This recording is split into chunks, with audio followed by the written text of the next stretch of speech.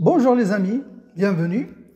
Alors dans cette vidéo, nous allons corriger l'exercice suivant qui est composé de deux parties. Vous avez ici la partie A et vous avez la partie B. Il s'agit d'un exercice pour le bac 2.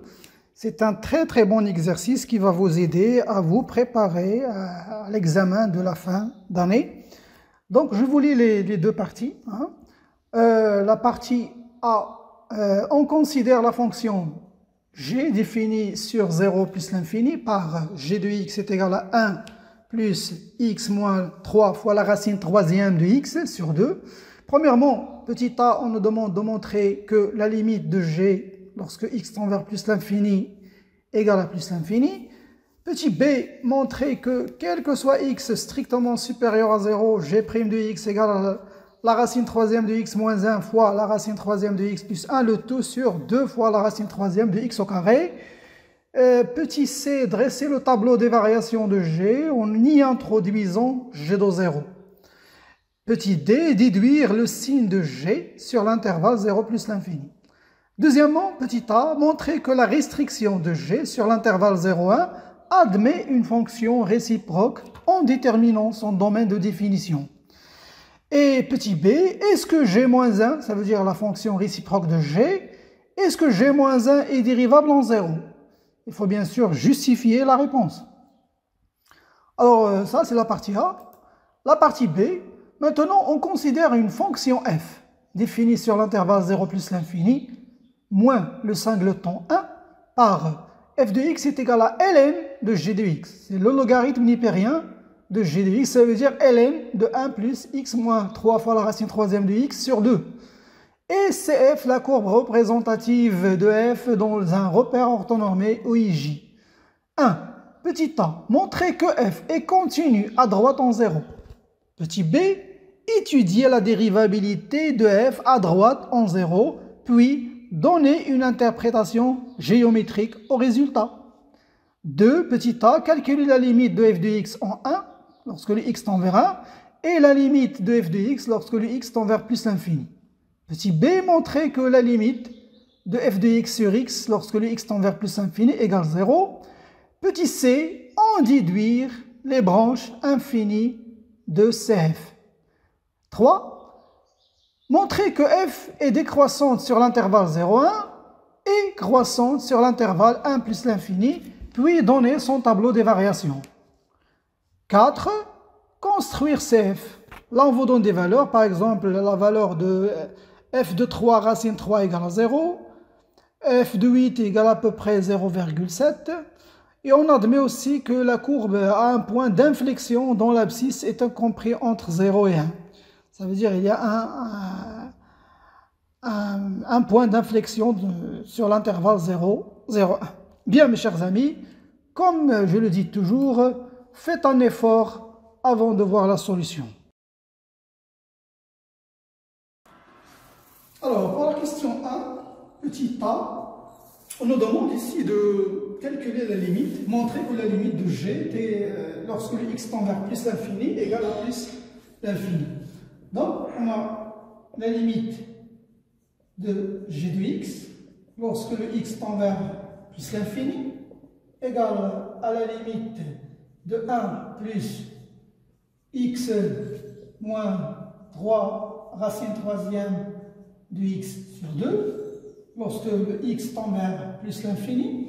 Si je remplace ici plus l'infini, je vais avoir 1 ici plus, ici vous avez plus l'infini, moins l'infini sur 2. C'est une forme indéterminée. Donc on doit changer l'expression de g afin de lever l'indétermination. Bien, alors je vais dire, l'astuce, c'est d'essayer de factoriser par x.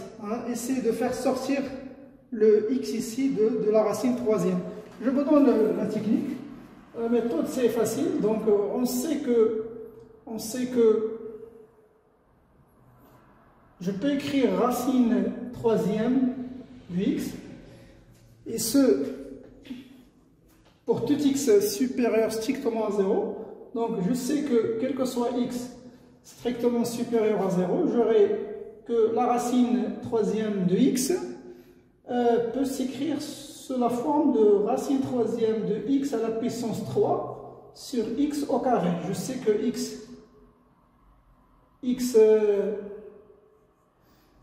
x peut s'écrire sous la forme de x à la puissance 3 sur x au carré. Donc je vais faire sortir le x à la puissance 3 avec l'ordre de la racine. Donc ça va me donner x fois la racine troisième de 1 sur x au carré. Voilà, je peux remplacer maintenant dans mon expression ici racine troisième de x par x fois. Donc je vais dire que ça vaut la limite de 1 plus x moins 3x racine troisième. Là j'ai un x sur 1 sur x au carré. Tout ça sur 2. Alors ça va me permettre maintenant de factoriser avec le x. Bien, maintenant je vais dire ça vaut la limite de 1 plus x facteur commun de 1 moins 3 fois racine troisième de 1 sur x au carré. Tout ça sur 2. Alors maintenant, si je fais tendre le x à plus l'infini, donc je vais avoir 1 plus l'infini fois 1 moins. Ah, ici vous avez 0, hein, parce que la limite de 1 sur x au carré lorsque le x tend vers plus l'infini, ça vaut 0. Tout ça sur 2. Et bien plus l'infini fois 1, c'est plus l'infini. Donc tout ça vaut plus l'infini. Vous pouvez ajouter même le justificatif car limite de 1 sur x au carré lorsque le x tend vers plus l'infini vaut 0. Voilà pour la première question, petit a. Passons maintenant à petit b. Alors pour petit b, on nous demande de montrer que g' de x, la dérivée de g est égale à racine troisième de x moins 1 fois racine troisième de x plus 1, tout ça sur 2 fois racine troisième de x au carré. Voilà, on doit trouver ce résultat à la fin. Bien. Alors, comme indice, je vous donne l'indice. Je vous donne la dérivée de la racine troisième de x. Alors, si vous voulez dériver, la dérivée de racine troisième de x, mais avant ça, je vais vous rappeler une autre propriété lorsqu'on essaie de dériver des puissances de la fonction x à la puissance r, avec un r, un nombre rationnel. Si vous voulez dériver ce genre d'expression, comment vous faites? Eh bien, vous faites descendre le r ici, vous mettez le r, et vous multipliez fois x à la puissance r moins 1. C'est comme ça qu'on dérive ce genre de fonction. Eh bien, je vais exploiter ça pour dériver la fonction racine troisième de la façon suivante. J'ai ici, je peux écrire racine troisième de x sous une forme de puissance. Donc je vais mettre la dérivée, c'est x à la puissance 1 sur 3. Voilà, parce que x à la puissance 1 sur 3, c'est la même chose que racine troisième de x. Donc si je dérive cette expression, ça ressemble à celle-là. Donc ça va me donner 1 sur 3. Donc je vais mettre l'exposant ici, en bas. Fois x à la puissance 1 sur 3, l'exposant moins 1. Ce qui va nous donner au final 1 sur 3 fois x à la puissance moins 2 sur 3. Que je peux écrire aussi sous la forme de 1 sur 3 fois x à la puissance 2 sur 3. Voilà, je change le signe et j'inverse la puissance. Bien que je peux aussi écrire sous la forme de 1 sur 3 fois la racine. Regardez ici, le dénominateur c'est 3, donc c'est l'ordre de la racine. Racine troisième de x au carré. Donc, lorsque je vais dériver cette expression, je vais la remplacer par ça. Voilà. Donc, essayez maintenant avec g'. Alors ça, c'est pas encore trouvé, donc c'est ce qu'on va trouver à la fin. Donc, c'est la dérivée de 1 plus x moins 3 racine troisième de x sur 2, tout ça prime. La dérivée de 1, c'est 0, et donc ça vaut ce qui va rester à dériver, c'est ça. Et ça, je peux l'écrire sous la forme de 1 sur 2. Hein. Oui, je vais mettre le 1 demi à côté et je vais dériver ce numérateur-là. C'est x moins 3, racine troisième de x, tout ça, rime. Parce que vous savez que le nombre n'intervient pas. Hein, si vous avez alpha de f et vous voulez la dériver, eh bien, c'est alpha fois f'. Ça veut dire que alpha n'intervient pas dans la dérivée de f. Donc, c'est ce que je fais ici. J'ai 1 demi fois cette fonction-là. Donc, je vais seulement dériver x moins 3 racine troisième de x. Eh bien, cela vaut 1 demi. La dérivée de x, c'est 1 moins 3. Alors, 3 n'intervient pas dans la dérivée ici. Regardez, je vais la remplacer par 1 sur, alors, fois 1 sur 3 fois racine troisième de x au carré. Voilà. Le 3 avec le 3 vont se simplifier. Ce qui va me rester ici, c'est 1 demi fois 1 moins 1 sur racine troisième de x au carré, que je vais mettre au même dénominateur. Je vais multiplier 1 fois racine troisième de x au carré, moins 1 fois 1. Donc ça, vous savez le faire. 1 demi fois racine troisième de x au carré, moins 1. Tout ça, c'est racine troisième de x au carré. Et regardez là, j'ai une identité remarquable. Comment ça? Eh bien, pour tout x ici, strictement supérieur à 0, je sais que je peux écrire racine troisième de x au carré. Ça, c'est juste un rappel. Je peux l'écrire sous la forme de racine troisième de x, le tout au carré. Et vous voyez là, avec le moins 1, je vais me retrouver avec une identité remarquable de la forme a au carré. Regardez là, je vais la réécrire ici. C'est racine troisième de x, le tout au carré, moins 1 au carré. Et ça, c'est une identité de la forme a au carré moins b au carré qui vaut 1 a moins b fois a plus b. Eh bien, c'est ce que je vais faire. Je vais me retrouver avec racine troisième de x moins 1 fois racine troisième de x plus 1. Voilà ce que je vais écrire. Donc, ça vaut... Le 2 va se multiplier fois le dénominateur ici. Donc, je vais avoir racine troisième de x moins 1 fois racine troisième de x plus 1. Tout ça sur 2 fois racine troisième de x au carré. Et voilà ce qui est trouvé. Bien, passons maintenant à la question petit c. Pour la question petit c, on nous demande de dresser le tableau de variation en y introduisant g de 0. Bien, voilà l'expression de la dérivée. Donc, pour dresser le tableau de variation, il faut étudier le signe de g'. Eh bien, regardez, le signe de g' dépend de cette expression-là, de la racine carrée de x moins 1. Parce que racine troisième de x plus 1 est un nombre strictement positif. Et la même chose ici pour 2 racine troisième de x. Donc, ce sont deux nombres positifs. Donc, ce qui va déterminer le signe, c'est racine troisième de x moins 1. Donc, je vais dire d'abord, on a, quel que soit x strictement positif, on a racine troisième de x plus 1 est strictement positif, et 2 fois racine troisième de x au carré est aussi strictement positif. Donc, le signe de g', de la dérivée, dépend du signe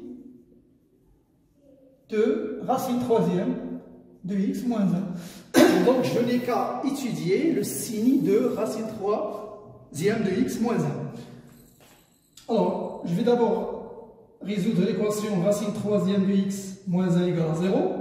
Cela implique que racine troisième de x égale à 1. Cela implique que x égale à 1. Donc, cette expression s'annule lorsque le x égale à 1. Maintenant, si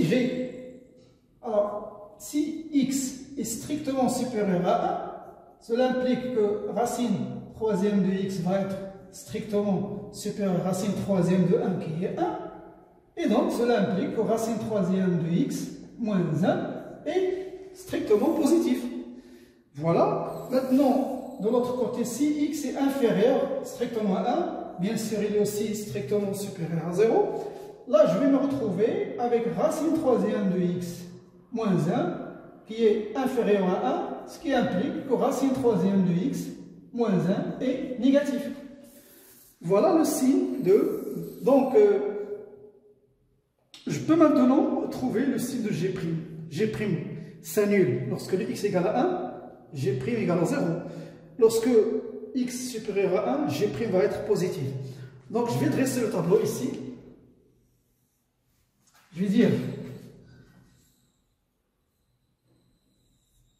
là, de 0 jusqu'à plus l'infini.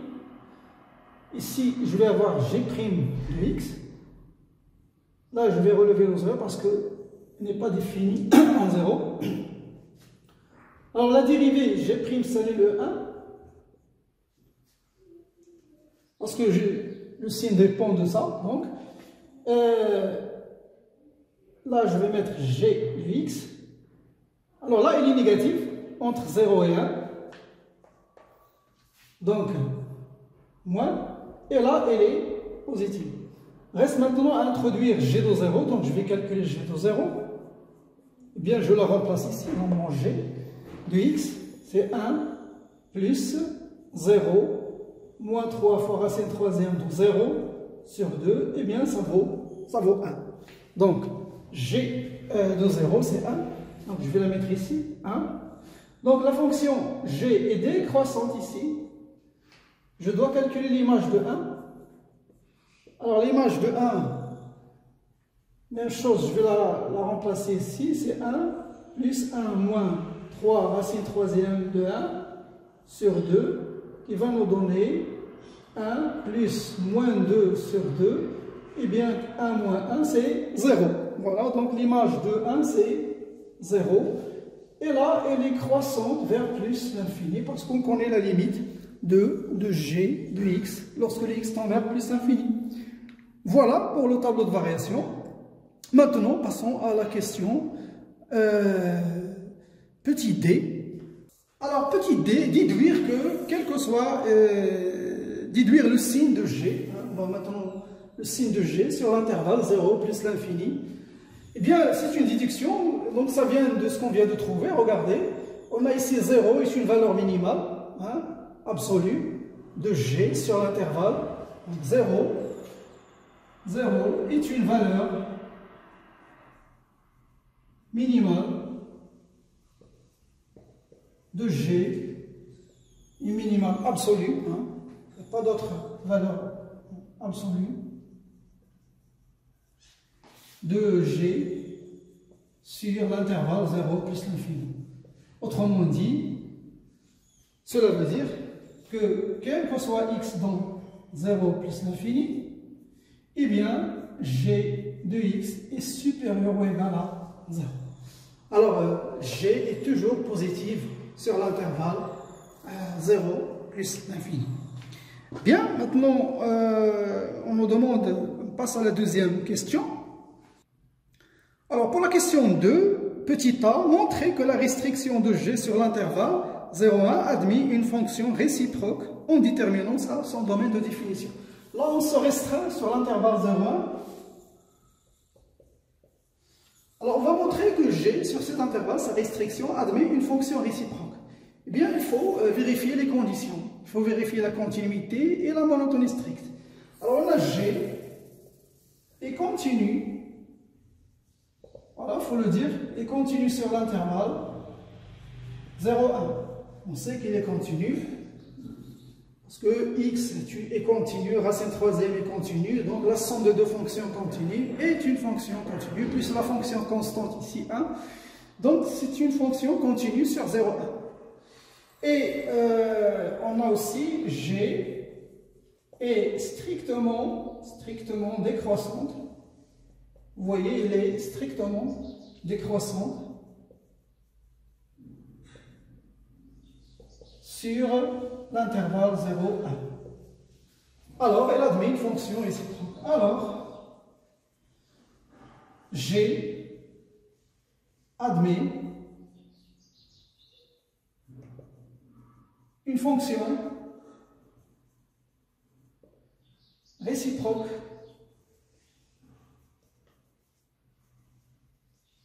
je vais l'appeler G-1 sur